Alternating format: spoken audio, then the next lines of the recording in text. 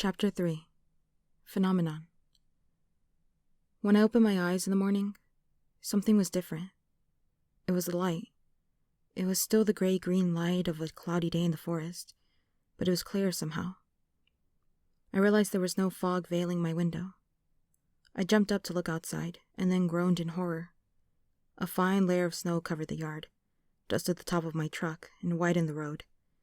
But that wasn't the worst part. All the rain from yesterday had frozen solid, coating the needles on the trees in fantastic, gorgeous patterns and making the driveway a deadly ice slick. I had enough trouble not falling down when the ground was dry. It might be safer for me to go back to bed now. Charlie had left for work before I got downstairs. In a lot of ways, living with Charlie was like having my own place, and I found myself reveling in the aloneness instead of being lonely. I threw down a quick bowl of cereal and some orange juice from the carton.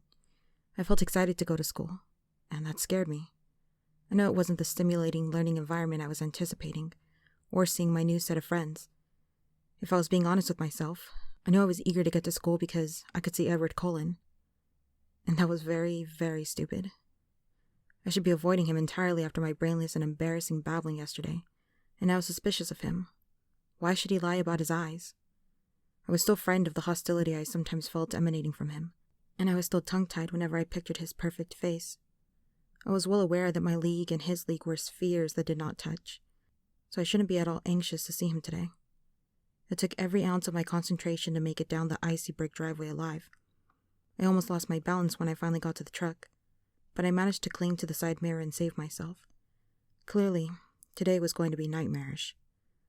Driving to school, I distracted myself from my fear of falling and my unwanted speculations about Edward Cullen by thinking about Mike and Eric, the obvious difference in how teenage boys responded to me here. I was sure I looked exactly the same as I had in Phoenix. Maybe it was just that the boys back home had watched me pass slowly through all the awkward phases of adolescence and still thought of me that way. Perhaps it was because I was a novelty here, where novelties were few and far between. Possibly, my crippling clumsiness was seen as endearing rather than pathetic, casting me as a damsel in distress. Whatever the reason, Mike's puppy dog behavior and Eric's apparent rivalry with him were disconcerting. I wasn't sure if I didn't prefer being ignored. My truck seemed to have no problem with the black ice that covered the roads. I drove very slowly, though, not wanting to carve a path of destruction through Main Street. When I got out of my truck at school, I saw why I'd had so little trouble. Something silver caught my eye, and I walked to the back of the truck, carefully holding the side for support, to examine my tires. There were thin chains crisscrossed in diamond shapes around them. Charlie had gotten up who knows how early to put snow chains on my truck.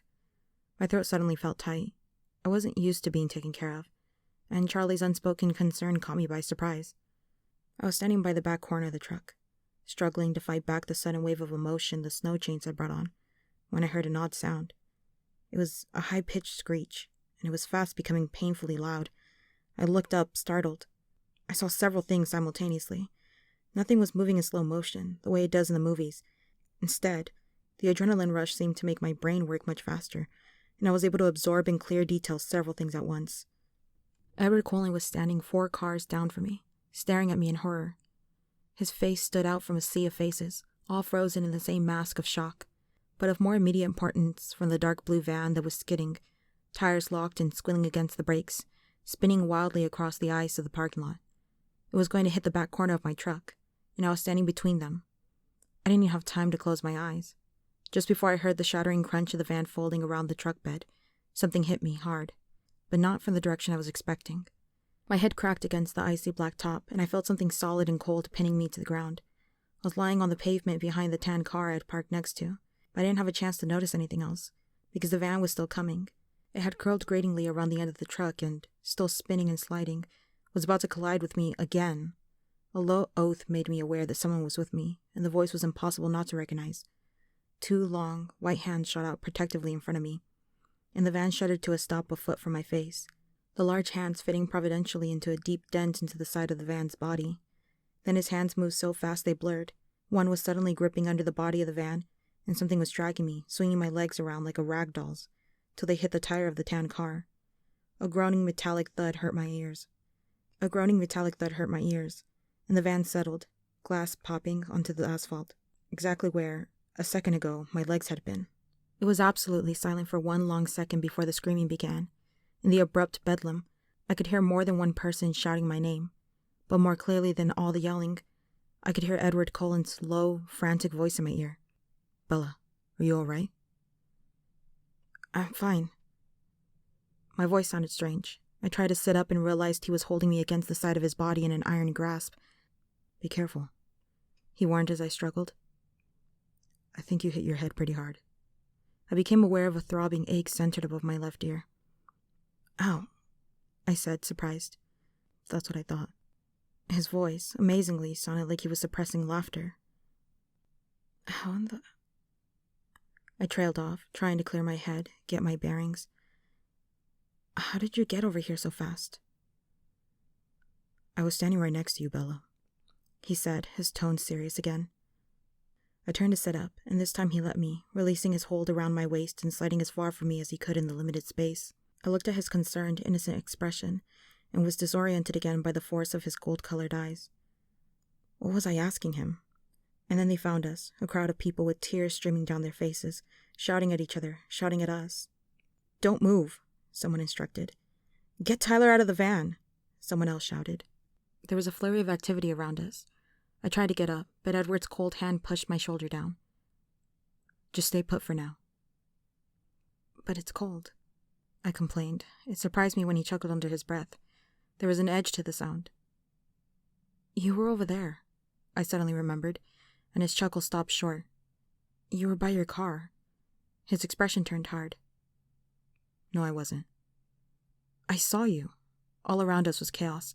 I could hear the gruffer voices of adults arriving on the scene, but I obstinately held on to our argument. I was right, and he was going to admit it. "Bella, I was standing with you, and I pulled you out of the way." He unleashed the full, devastating power of his eyes on me, as if trying to communicate something crucial. "No," I set my jaw. The gold in his eyes blazed. "Please, Bella." "Why?" I demanded. "Trust me," he pleaded, his soft voice overwhelming. I could hear the sirens now. "Will you promise to explain everything to me later?" "Fine," he snapped, abruptly exasperated. "Fine," I repeated angrily. It took 6 EMTs and 2 teachers, Mr. Viner and Coach Clapp, to shift the van far enough away from us to bring the stretchers in. Edward vehemently refused his, and I tried to do the same, but the traitor told them I'd hit my head and probably had a concussion. I almost died of humiliation when they put on the neck brace.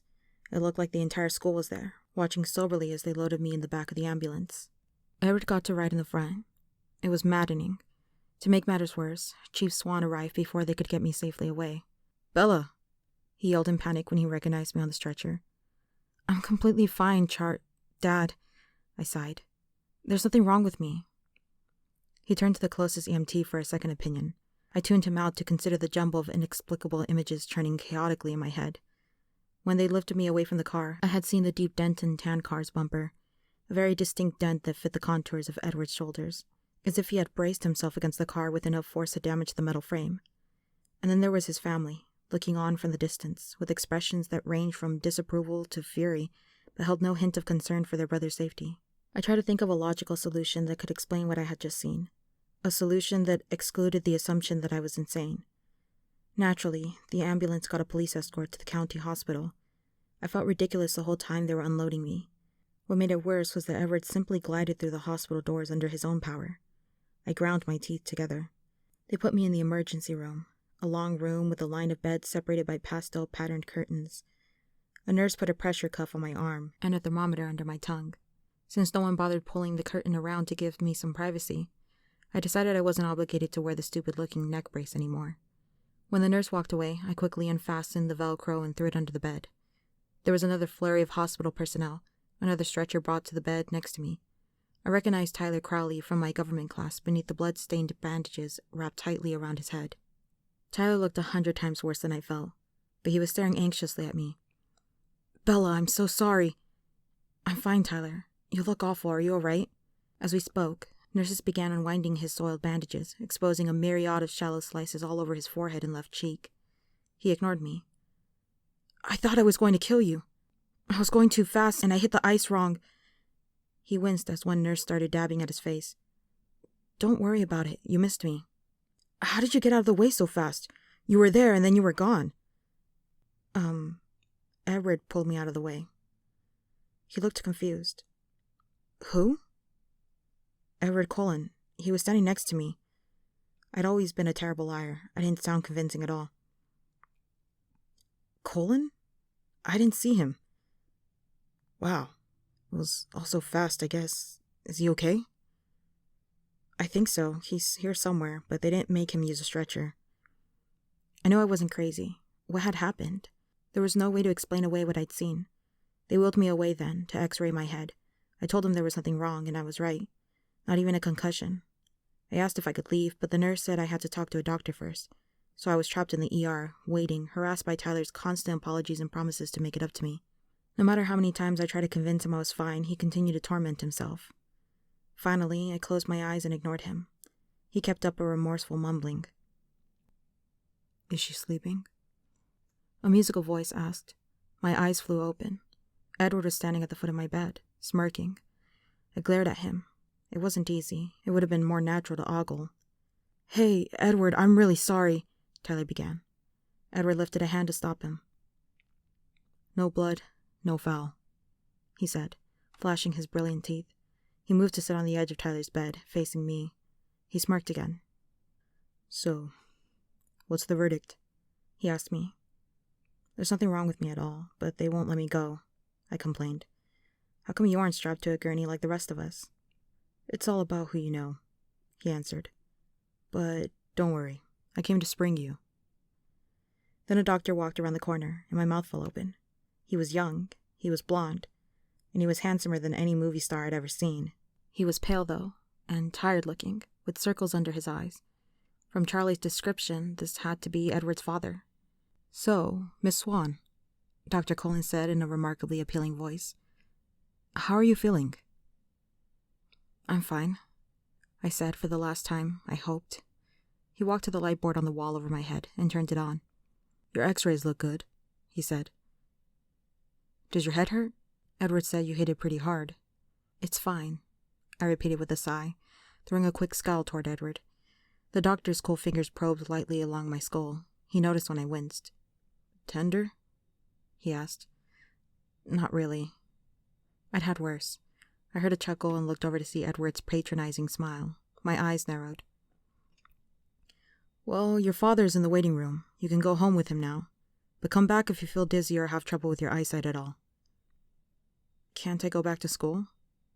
I asked, imagining Charlie trying to be attentive. Maybe you should take it easy today. I glanced at Edward. Does he get to go to school? Someone has to spread the good news that we survived. Edward said smugly.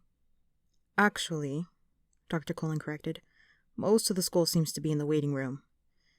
Oh no, I moaned, covering my face with my hands. Dr. Cullen raised his eyebrows. Do you want to stay? No, I insisted, throwing my legs over the side of the bed and hopping down quickly. Too quickly.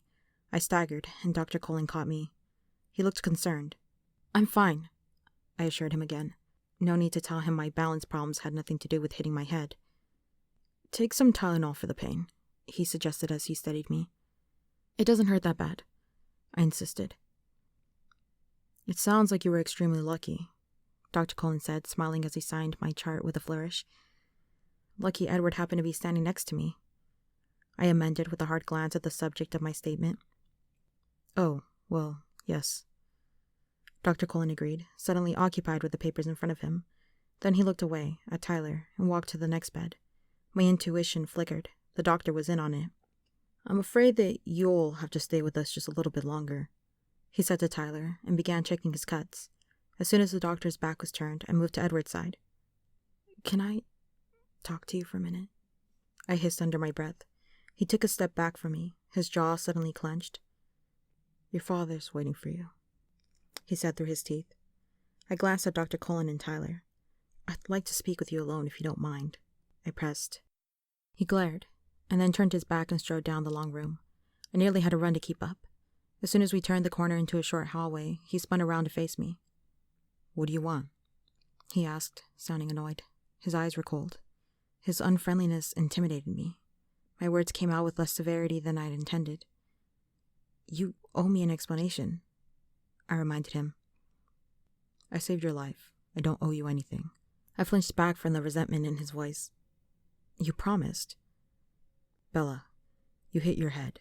You don't know what you're talking about. His tone was cutting. My temper flared now, and I glared defiantly at him. There's something wrong with my head. He glared back. What do you want from me, Bella? I want to know the truth, I said. I want to know why I'm lying for you. What do you think happened? He snapped. It came out in a rush. All I know is that you weren't anywhere near me. Tyler didn't see you either, so don't tell me I hit my head too hard. That van was going to crush us both, and it didn't, and your hands left dents in the side of it. And you left a dent in the other car, and you're not hurt at all. And the van should have smashed my legs, but you were holding it up. I could hear how crazy it sounded, and I couldn't continue. I was so mad I could feel the tears coming. I tried to force them back by grinding my teeth together. He was staring at me incredulously, but his face was tense, defensive. You think I lifted a van off you? His tone questioned my sanity, but it only made me more suspicious. It was like a perfectly delivered line by a skilled actor. I merely nodded once, jaw tight. Nobody will believe that, you know. His voice held an edge of derision now. I'm not going to tell anybody. I said each word slowly, carefully, controlling my anger. Surprise flitted across his face. Then why does it matter? It matters to me, I insisted. I don't like to lie, so there'd better be a good reason why I'm doing it. Can't you just thank me and get over it? Thank you. I waited, fuming and expectant. You're not going to let it go, are you? No. In that case, I hope you enjoy disappointment. We scowled at each other in silence. I was the first to speak, trying to keep myself focused. I was in danger of being distracted by his livid, glorious face. It was like trying to stare down a destroying angel. Why did you even bother? I asked frigidly. He paused, and for a brief moment his stunning face was unexpectedly vulnerable. I don't know, he whispered, and then he turned his back on me and walked away. I was so angry, it took me a few minutes until I could move. When I could walk, I made my way slowly to the exit at the end of the hallway. The waiting room was more unpleasant than I'd feared. It seemed like every face I knew in Forks was there, staring at me. Charlie rushed to my side. I put up my hands. There's nothing wrong with me, I assured him sullenly. I was still aggravated, not in the mood for chit-chat. What did the doctor say? Dr. Cullen saw me, and he said I was fine and I could go home. I sighed. Mike and Jessica and Eric were all there, beginning to converge on us. Let's go, I urged. Charlie put one arm behind my back, not quite touching me, and led me to the glass doors of the exit. I waved sheepishly at my friends, hoping to convey that they didn't need to worry anymore. It was a huge relief, the first time I'd ever felt that way, to get into the cruiser. We drove in silence. I was so wrapped up in my thoughts that I barely knew Charlie was there. I was positive that Edward's defense behavior in the hall was a confirmation of the bizarre things I could still hardly believe I'd witnessed. When we got to the house, Charlie finally spoke.